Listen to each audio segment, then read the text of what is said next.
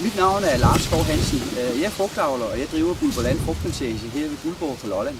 Den har jeg overtaget efter min far. Og i en erhvervsfrugtplantage som det her, der er vi meget glade for det, vi kalder frugtavletræ, som står ved siden af her.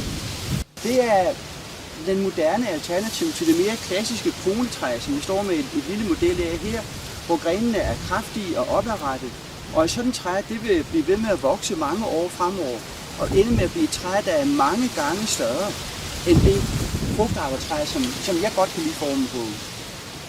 Omkring de her frugtavletræ er, at med den størrelse, de har, så har man jo næsten et naturligt espaliertræ. Det vil sige, at man kan bruge dem som rumadskillelse til rumdeling i sin have.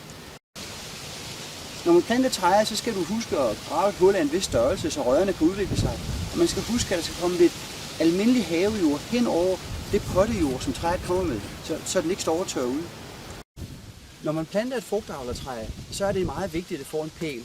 Og den pæl skal være en robust pæl. Det skal være en pæl, der er 8-10 cm tyk og 2,5 meter høj, så man kan få den 60-70 cm i jorden og stadigvæk binde træet til helt op til 2 meters højde eller 1,90 meter, hvis man skal være nøjagtig. Og tilbindingen skal foregå med den her elastiske snore, og der er et eksempel her. Det er sådan noget plastiksnøre, nærmest ligesom det, man nogle gange ser på havestolen, og det kan give sig.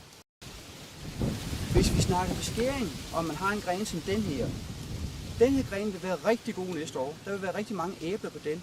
Den er flad, der er de her korte frugtspyd på, men der er måske lidt for meget.